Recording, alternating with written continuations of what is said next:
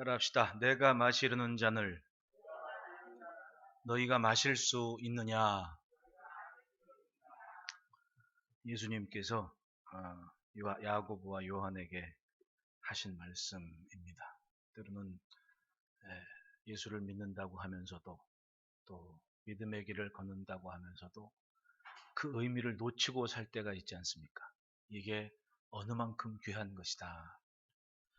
때로 주의 이 음성은 우리들이 어떻게 살아야 하는가에 대한 질문과 답을 추구하게끔 만드는 그런 문장이라고 생각을 합니다. 성경을 보면 예수님께서 오셨을 때 사람들의 반응이 그렇게 명쾌하게 분명하지는 않았습니다. 사도 요한의 말씀처럼 빛이 어두움에 비추되 어둠이 깨닫지 못하더라라고 하나님께서 하시는 일을 이해하지를 못했고 깨닫지를 못했다는 얘기입니다. 우리에게 일어나는 모든 일들을 명쾌하게 분석해서 이해하면 얼마나 좋겠습니까? 사람들은 내일 무슨 일이 있을지, 아니 5분 후에 무슨 일이 있을지 모르고 사는 게 사람이에요. 매 순간순간마다 신중하고 진실하게 살아내는 책임이 있는 겁니다. 그것이 자기 자신의 삶에 대한 책임 아니겠습니까? 매 시간을 붙잡아 놓으면 얼마나 좋겠습니까? 시간은 우리가 죽을 때까지 계속 흘러가는 겁니다. 예수님께서 이 땅에 오셨습니다. 갈릴리에서부터 두로나 시돈, 예루살렘 여러 곳곳마다 소문이 나기 시작했습니다. 선지자 이사야의 예언에 글에 명시된 그 일이 내게 일어났습니다. 앞을 볼 수 없었던 사람이 눈을 뜨고 그 많은 사람들 앞에 고백을 한 겁니다. 이런 분이 메시아가 아니면 과연 누가 메시아겠냐고. 나는 메시아를 만났다. 그 시대에 절박한 모든 사람들은 그런 여러 사람들의 고백과 간증을 듣고 믿었습니다. 그래서 예수님이 예루살렘에 마지막 입성하실 때에 수천의 무리들이 종려나무 가지를 흔들고 호산나 다윗의 자손이여라고 외치고 그리스도를 부르는 찬송의 그런 예식을 할 수가 있었던 거예요. 그 사람들이 전부 예루살렘 사람들이 아니었습니다. 가버나움이나 이곳저곳에서 예수님이 전도하러 다니시고 말씀을 전하실 때 은혜를 받고 믿은 사람들이 그렇게 쫓아나섰다는 얘기입니다. 본문의 세베대 아들들의 엄마, 즉 야고보와 요한의 엄마도 마찬가지입니다. 여러분, 야고보와 요한이 어디서 살던 사람이에요? 가버나움에서 고기 잡던 사람들 아닙니까? 그런데 놀랍게도 아들들이 예수님을 쫓아 나섰을 때 이 여인이었던 엄마도 가만히 있질 않았다는 얘기 아닙니까? 어디 예루살렘에서 가버나움 거리가 얼만데 거기를 쫓아왔겠냐고요. 다시 말하면 이 아들들이 예수를 믿고 쫓아나가는 순간 엄마도 같이 믿음의 도전을 갖고 그 무리에 속해서 밥해대고 심부름 해주고 섬기면서 늘 동행해 왔다는 얘기를 온 것을 볼 수가 있는 대목 아닙니까? 사실은 성경에 기록된 많은 무리들 중에 더 많은 무리들이 예수님 곁에 있었음을 알 수 있는 것도 오늘 본문 17절에 보십시오. 예수께서 예루살렘으로 올라가시라 하실 때에 12제자를 따로 데리시고 길에서 이르시되라는 얘기는 다른 무리가 있었다는 거예요, 없었다는 얘기예요? 많았다는 얘기죠. 많은 무리들 중에 그 12를 따로 불러서 말씀하신 장면이 오늘 본문의 장면입니다. 믿고 나선 무리들은 절박함에 있었습니다. 메시아를 기대해야 그리스도께서만 내 삶을 생명을 새롭게 할 수 있다는 기대감을 갖고 기다리고 기다리다가 그분을 만났습니다. 그래서 고백했습니다. 그분이 나사렛 목수의 아들이건 어떤 분이건 그건 중요하지 않았습니다. 지금 내게 일어난 이 변화와 생명의 역사는 그리스도께서만 하실 수 있다라는 믿음을 갖고 쫓았던 거예요. 그런데 모든 사람들이 그랬으면 당시에 유대 사회의 지도급 인사였던 종교인들도 그렇게 믿었으면 얼마나 좋았겠습니까? 이 사람들은 수백 년 전통이 자기들의 신앙의 고집이 되었습니다. 진리와 전통을 착각했습니다. 자기들이 지켜온 유전적 전통이 마치 진리인 줄 그렇게 신앙생활을 하고 있더라는 거예요. 그런데 메시아께서 좀 신령하게 자기들처럼 좀 구별된 모습을 갖고 그리고 좀 번듯한 경건 생활도 좀 가지시면서 그렇게 오셨으면 그래도 믿을까 말까인데, 나사렛 목수의 아들이 오셔가지고 기적을 행한다 그랬는데, 뭐 그거 여기저기 있는 뭐 카리스마 가진 지도자들은 다 할 수 있던 일들이었고, 행색을 보니 세리들도 같이 어울리고 창기들도 같이 어울리고, 중심된 자들은 어부고, 이러니까 인정을 못 하겠는 겁니다. 그리고 결정적으로 예수님이 오시기 전 세례요한의 그 바리새인들에게 뭐라고 그랬습니까? 독사의 자식들아, 누가 너희 보고 임박한 진노를 피하라고 했느냐라고 외치고, 그런 사람이 예수를 소개를 했고 증거를 했습니다. 보라, 세상 죄를 지고 가는 하나님의 어린 양이다.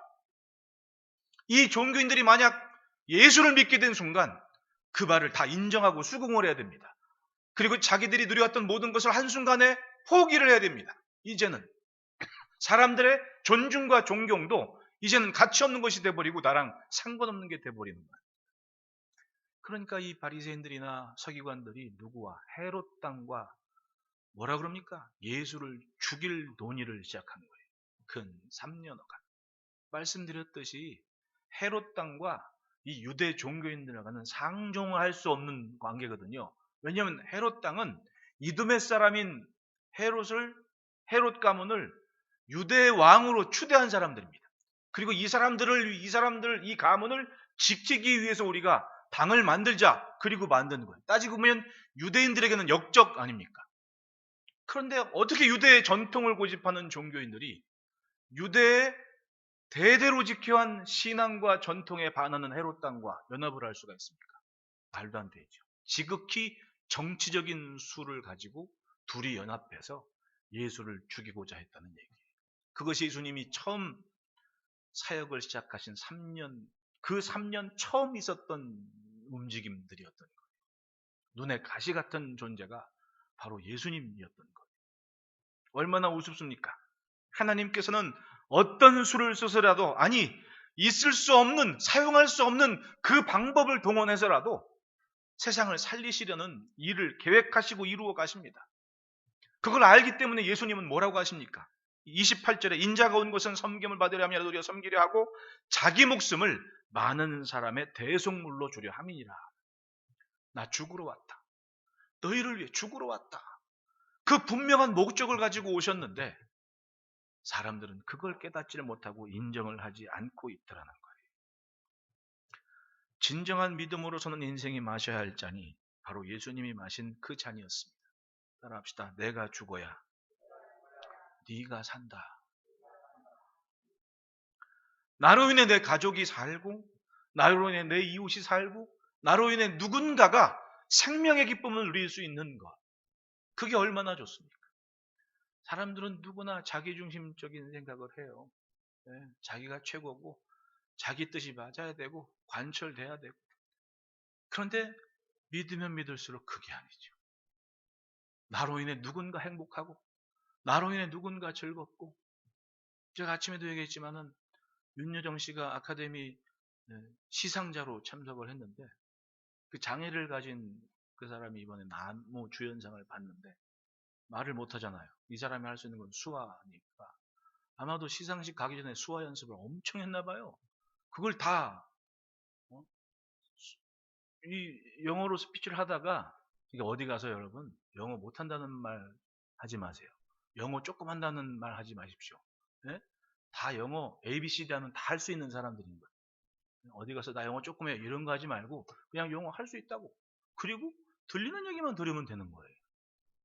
그게 영어 하는 거지, 무슨 영어 뭐 처음부터 무슨 자기 나라처럼 하는 사람 어디 있습니까?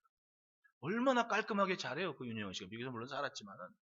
그리고 딱 명단을 보니까 이 수상 받는 사람이 장애를 가진 사람이니까 바로 수화로 막 이렇게 하잖아요.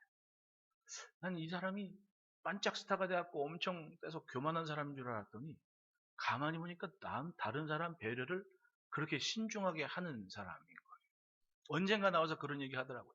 어느 날 방송국에 갔더니 자기가 전용으로는 쓰던 방도 없고 자기가 주연 노릇하고 대단한 스타급으로 대우받던 환경이 아닌 거지. 그때 그걸 인정을 했다는 겁니다, 자기는. 그리고 나로 인해 누군가 빛나는 그런 조연의 삶을 시작한 거예요. 그리고 나이 70 넘어서 세계가 주목하는 존경하는 배우 한 사람이 된 겁니다. 네? 그리고 그 장애인이 와서 장애를 가진 분이 와가지고 트로피를 딱 주니까 딱 받았단 말이에요. 근데 이 양반이 그 준 트로피를 다리 뺏어요. 그 사람들이 장난치려고 막 웃었단 말이지.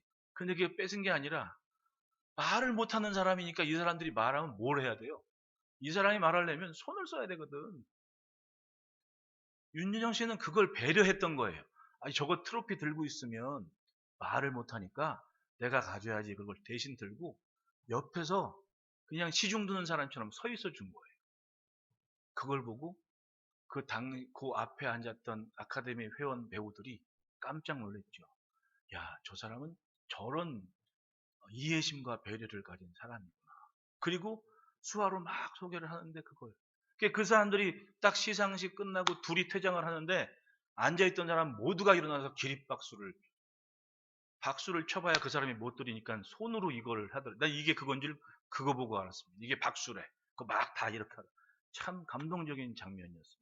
그게 뭐냐면 나로 인해 누군가 빛나게 하는, 누군가 배려하는 몸이 그분한테는 배어있던 거였어요. 예수 믿는다는 게 뭡니까? 우리의 믿음과 신앙의 생명력이 뭡니까? 그건 나 하나를 넘어서는 무엇인가 하나씩 하나씩 늘어나는 거예요. 나로 인해 누군가 웃고 나로 인해 누군가 살고, 그것이 예수님께서 우리에게 보여주신 그런 모습 아니겠습니까? 마주보고 인사합시다. 살 짓을 합시다. 주님이 주신 생명을 품었다면 주님을 닮아서 살 짓을 하는 겁니다. 본문 첫 번째로 보면 무엇이 살 짓이었냐? 따라합시다. 알기 때문에 멈추지 않으셨다. 예수님께서 예루살렘으로 올라가시는 그때 이 시점에서는 뭔가 아주 심각한 일이 벌어지고 있는 것을 아셨습니다. 다른 복음서를 보면요, 베다니에서도 예수님께서 말씀을 가르칠 때 한 여인이 귀한 향유 옥합을 가져와서 예수님 발에 붓고 자기 머리털을 씻고, 유다가 야 이거 낭비한다고, 그러니까 예수님이 냅둬라. 복음이 전파되는 어떤 곳이든 이 여인이 행한 일도 기념이 되게 해라. 예수님은 알고 계셨던 거예요. 거기 가서 무슨 일이 있을지. 그러니까 12제자들 따로 불러 세워서 야, 그 많은 사람들 가운데 그래도 같이 동행한 것과 사명을 심어준 그런 12명이 좀 각별하지 않습니까? 그러니까 따로 불러내서 말하는 겁니다. 야, 나 가면 죽을 거야. 그게 본문 18절 19절 아닙니까? 예수님 말씀하시는 거예요. 우리가 예루살렘 가는데 인자가 대제사장과 서기관들에게 넘겨짐에 그들이 죽이기로 결의하고 이방인들에게 넘겨주어 그를 조롱하며 책찍질하며 십자가에 못 박게 할 것이나.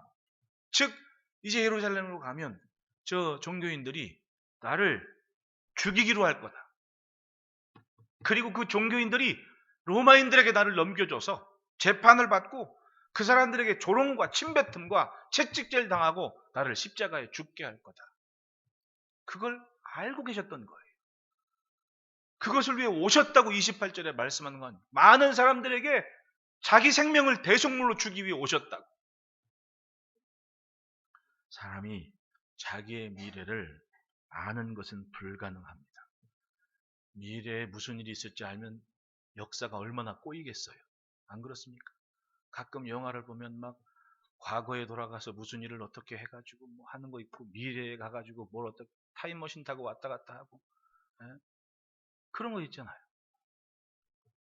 전도서에 보면 사람이 7장 14절에 형통한 날에는 기뻐하고 공한 날에는 되돌아보아라. 이 두 가지를 하나님께서 병행하게 하사 사람이 그의 장래를 능히 헤아려 알지 못하게 하셨느니라. 즉 사람은 내 앞에 있는 지금 있는 이것이 형통한 것, 기뻐해라. 곤고한 현상이면 지금 뒤를 돌아봐서 고민을 좀 해봐라. 뭐 때문에 오늘 내가 곤고한지. 그것을 병행하며 사는 것이 인생이라는 겁니다.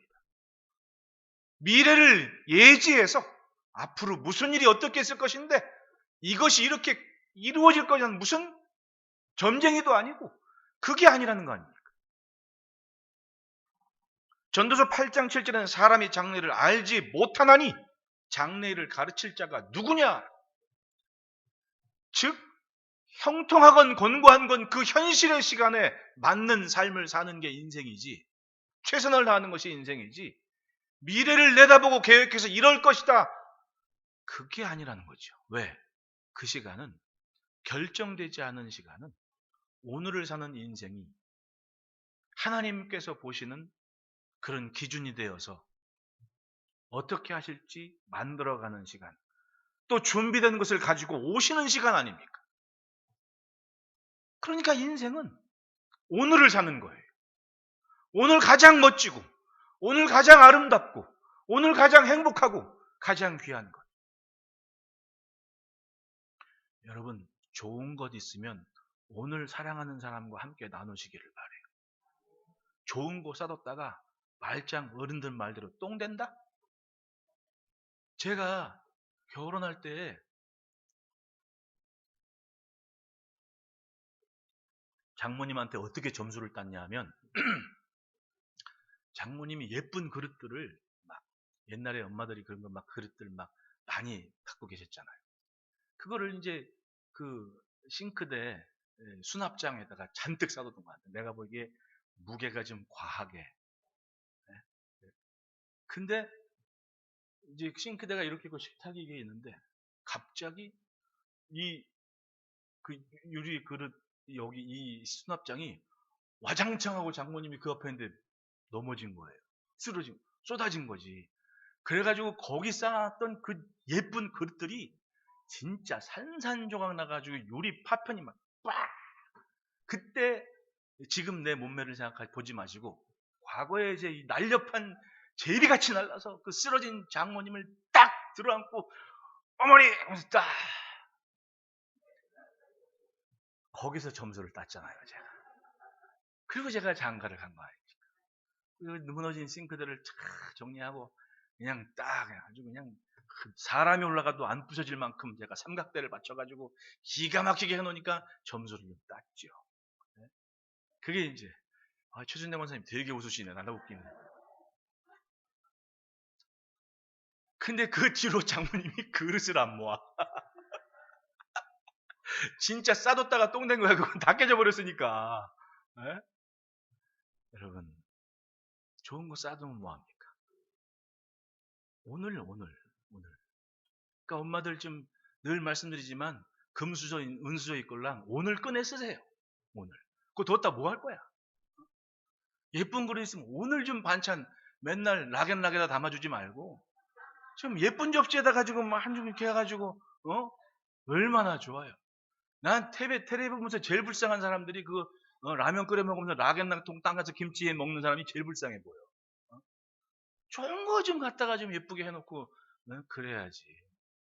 여러분, 오는 시간을 내가 준비한다고요? 전쟁 난 거 보십시오.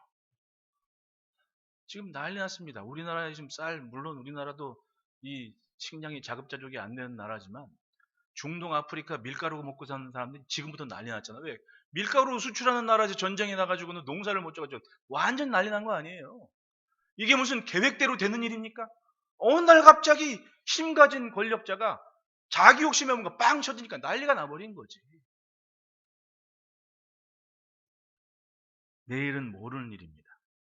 그러나 오늘 내게 주어진 것에 가장 귀한 것을 감당하는 마음을 가지면 그것이 살짓을 하는 거예요. 살짓을 하는 겁니다. 가장 귀하게 가장 좋은 최선의 것을 선택하고 살아내는 겁니다. 예수님 보십시오. 몰랐습니까? 알았습니다. 예수님은.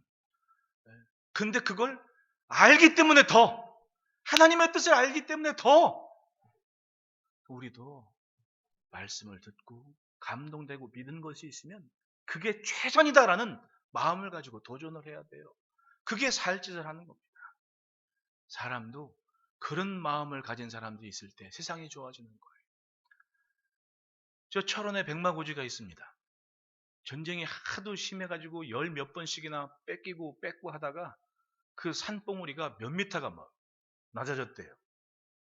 그 제가 옛날에 애들 데리고 한번 견학도 갔었는데 얼마 전에 지난달인가 거기서 전사자 유해를 발굴해 냈습니다. 보면 이분이 어떻게 됐는지 그냥 그 쪼그려 앉아 쏴 하는 군인들 알고 참호에서 그걸 쏘는 자세로 그냥 총에 맞아갖고 거기서. 근데 이분이 조사를 해보니까 농사 짓던 분인데 부인하고 딸들 내비두고 참전을 한 거예요. 네? 농사 짓다가 부인하고 두 딸한테 잘 있어. 나 군대 갈 거야. 그리고 가서 전사하신 분이거든요. 70년 만에 딸을 찾은 거예요. 두 딸 중에 하나를. 이분이 뭐 때문에 저렇게 있었겠냐. 여기 유해발군단 단장이 예전에 처음 단장 맡던 분이 인터뷰를 했는데 그런 얘기를 해요. 나 처음 할 때 죽어도 안 하려고 그랬다고. 왜냐하면 저거는 발굴해도 욕먹고 안 해도 욕먹고 어차피. 그럴 거면 그냥 아예 처음부터 욕 안 먹는 게 낫다고. 왜냐하면 찾으면 여태 냈더냐고 얼마나 자기한테 뭐라 그럴 거냐고. 하기 싫다고. 근데 가만히 생각해 보니까 내가 만약 군인인데 내가 만약 1950년 2년도에 군인이었으면 나도 저러고 있을 거 아니냐. 그 순간 자기 무덤을 파는 심정으로 그걸 했다는 거예요. 그리고 지금 100몇 구가 지금 저렇게 발굴이 되고 있습니다. 참 대단한 거 아닙니까? 때에 맞게 오늘 내게 주어진 일에서 그 미래를 기대하는 마음을 가지고 감당합니다. 오늘 잘 살아야지 하는 마음 가지고 살아낸 사람들이 있기 때문에 그들이 멈추지 않았기 때문에 세상이 살만한 것이고 세상이 돌아가고 있는 거예요. 우리도 마찬가지입니다. 믿음 따라합시다. 예수님 때문에 미래가 바뀌었다. 사람의 몸을 입고 오신 예수님께서 진짜 기도한 건 뭐냐면 이 잔이 내게서 지나가게 하십시오. 피하고 싶었거든요. 근데 사람들은 모르지만 예수님은 알고 계신 게 있었어요. 이걸 내가 해야만 많은 사람을 대속할 수 있는 하나님 아버지의 뜻이 이루어지는 거다. 그랬기 때문에 알지만 그냥 간 거예요. 또 알기 때문에 멈추지 않고 그 길을 감당했던 겁니다.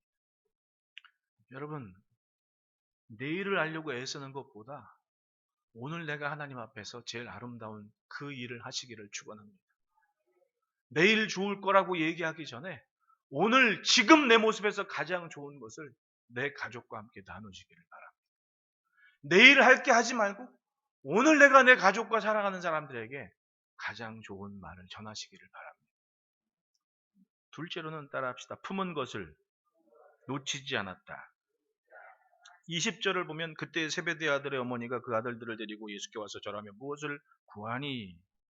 즉 이 엄마가 이제 뭔가 좀 예루살렘으로 가고 굉장한 일이 벌어질 것 같고 또 예수님이 12제자들 이렇게 따로 불러서 이렇게 얘기하는 거 보니까 엄마가 괜히 좋거든. 왜냐하면 다른 막 한 수백 수천 무리가 여기 막 모여오고 있는데 예수님이 그 12명 다 데리고 와서 따로 좀 얘기하는 모습 보니까 막 좋은 거야. 엄마는 야 그래도 이 많은 사람들 중에 아들 야고보와 요한이 저렇게 예수님과 함께 있네. 그러니까 내친 김에 엄마가 가서 예수님께 딱 절을 하고 선생님 주여 주의 나라가 오실 때 우리 아들 하나 우편에 하나는 좌편에 그렇게 설 수 있도록 명하십시오라고. 즉 다시 말하면 12명 가운데에서도 앞으로 이 야고보와 요한은 내 오른팔 왼팔이야 라는 얘기를 좀 외쳐주십시오라는 간청을 한 거죠. 그때 예수님이 그렇게 얘기를 해요. 너희는 너희가 구하는 것을 알지 못하는도다. 22절입니다. 그리고 그들에게 묻죠. 내가 마시려는 잔을 너희가 마실 수 있느냐? 그때 야고보와 요한이 대답을 해요. 그들이 말하되 뭐라고? 할 수 있나이다. 이 시점에서 야고보와 요한이 예수님께서 마시려는 잔의 의미를 알았을까요? 몰랐을까요? 예. 그 누가 봐도 알 수 있는 상황이 아니거든요. 근데 이 사람들은 할 수 있나이다라고 대답을 했습니다. 그걸 듣고 다른 10명의 제자들이 야교 오르죠. 누군 엄마 없냐? 누군 엄마 없냐? 막 그러면서 자기들이 막 그런 분위기가 됐을 거 아니냐고. 잊을 수 없는 장면 아닙니까? 근데 불과 하루 이틀 잠깐의 일이 벌어지는 걸 보니 자기들은 할 수 있나이다 대답했는데 예수님께서 니들이 그 잔의 의미를 알겠느냐? 마실 수 있겠느냐라는 얘기를 피부로 느끼게 돼요. 당장의 예수님이 착고엠에 잡혀가시는 모습을 봤습니다. 야고보도 도망가 버렸습니다. 끝까지 십자가에 달리실 때 옆에 있던 제자는 누구였습니까? 요한 한 사람 말고는 다 도망갔거든요. 오죽했으면 보라 네 어머니라, 여자여 보소서 당신의 아들입니다. 요한은 마리아가 죽을 때까지 아들처럼 마리아 모셨다고 그렇게 전해지고 있지 않습니까? 그래서 터키의 이스탄불에 지금도 사도 요한 기념교회 근방에 마리아 기념 예배당이 하나가 있어요. 죽을 때까지 그거 한 겁니다. 요한은. 자기가 무슨 의미로 할 수 있나이다라는 대답을 했는지는 몰라요. 하지만 요한과 야고보의 기억 속에 잊을 수 없는 것은 주님이 그 말씀하실 때 나는 그 자리에 있었다. 그리고 야고보의 경우 보십시오.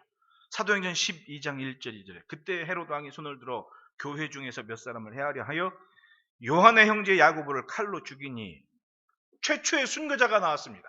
누굽니까? 12 중에 최초의 순교자는 바로 세베대 아들의 어머니, 엄마가 예수님한테 주의 나라가 임할 때 내 아들 하나 우편에 하나는 좌편에 그렇게 설 수 있도록 명하여 주십시오라는 소원을 가진 엄마의 이야기를 들은 아들들이 할 수 있나이다라고 고백한 그대로 살아냈다는 거 아닙니까?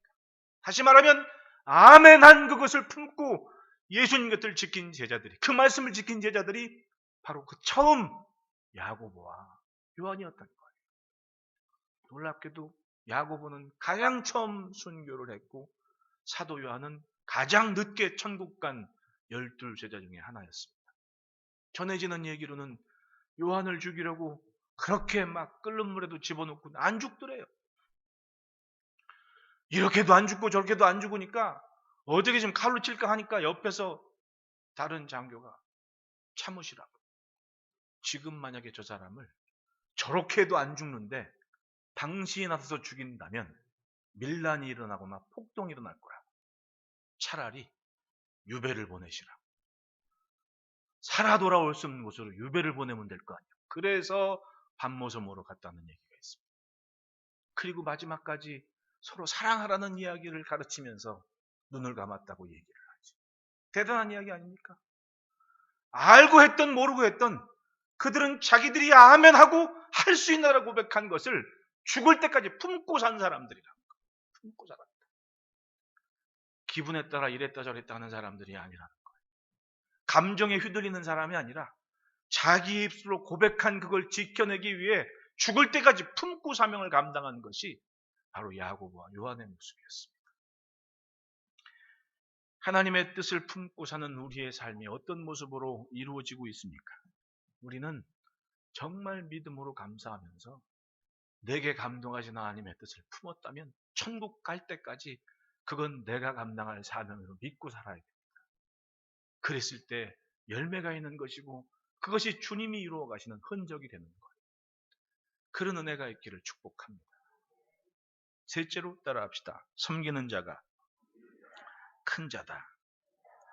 예수님께서 이제 정리를 하시는데 어떤 모습이냐? 25절부터 27절 보면 제자들이 막 나서서 막 화가 나가지고는 야고보하고 요한한테 퍼붓고 막 그러고 막 누가 먼저냐 막 이런 싸움이 나니까 이 당시에 제자들은 어떤 생각을 했냐 하면 자기들의 위치도 뭔가 달라진 걸 알아요. 왜냐하면 예수님께서 기적을 베푸실 때 진짜 막 보리떡 5개와 물고기 2마리를 가지고 떼어준 사람들이거든요. 그리고 초반에 어떤 일이 있었어요? 예수님께서 명령을 하시고 기도해 주시고 둘씩 짝져서 갔더니 주님의 이름으로 명령하니까 막 귀신도 떠나가고 막 병자도 낫고 막 굉장한 일이 벌어졌어요. 즉 일을 하면서 자기들이 나도 이제는 좀 특별한 존재가 됐구나. 그런 마음이 들었던 거지. 그리고 이 사람은 자기가 사는 환경을 넘어서지를 못하거든요. 그러니까 마치 자기들에게 지배를 하고 또 명령을 하고 지시를 했던 그런 세상의 질서대로 생각을 했던 겁니다. 이 정도 좀 뭔가 할 수 있는 모습이면 나도 좀 뭔가 거느릴 만한 위치는 되지 않겠어? 그런 생각들을 무르익을 쯤에 갑자기 난데없이 야고보하고 요한 엄마가 나타나가지고 주여 하나는 우편에 하나는 이런 얘기하니까 막 화가 나가지고 자기들이 싸우는 모습을 봤던 거죠. 예수님 보니까 봐라.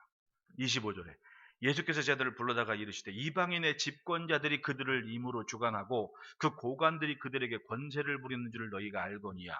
즉 뭐냐면 이 사람들은 예수님 곁에 있으면서 권세 부리고 뭐 이런 것만 보고 배운 겁니다. 또 그렇게 해야만 하는 줄 알았어요.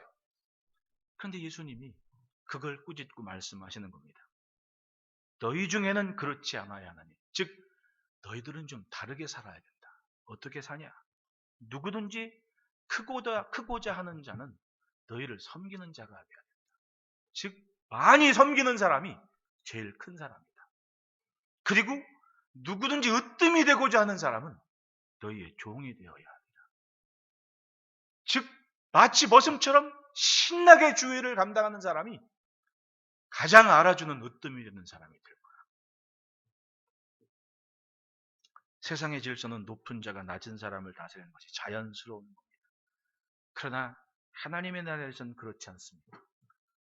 내가 아닌 남을 위해, 사명을 위해 더 많이 헌신하고 수고하고 그렇게 살아낸 사람이 가장 큰 자고 가장 으뜸인 자가 된다고 예수님께서 말씀을 하십니다. 오늘 우리를 보십시오. 이 시간까지 누군가의 헌신과 누군가의 수고 위에 오늘 우리의 삶이 있는 거예요. 하다못해 우리가 앉아있는 의자든 예배당이든 얼마나 우리 헌신하고 수고하면서 세워갑니까? 그 토대 위에 우리가 서 있는 겁니다. 그런 사람들이 이름을 드러내지 않고 묵묵히 자신의 일을 감당하는 사람들이 예수님께서 기억하시는 가장 큰 자고 가장 으뜸이 된 사람이라고 말씀을 하시는 거예요. 그렇다면 우리도 이제는 주님의 뒤를 따라야 됩니다. 말씀하신 것처럼 내가 마시려는 잔을 너희가 마실 수 있느냐? 그 마시려는 잔은 그때는 몰랐지만 지금은 알고 있는 잔이었습니다. 알고 있는 그것을 외면하며 살겠습니까? 아닙니다. 이제는 주님이 마신 그 잔이 이 시대에 우리가 감당할 잔이 되어 가장 많이, 가장 낮은 자리에서 섬기는 모습을 감당할 때 생명의 흔적으로 우리의 삶을 사용하실 줄 믿습니다. 주의 음성 기억하시면서 아름답고 귀한 자리에 서는 은혜가 있기를 축복합니다. 기도하겠습니다.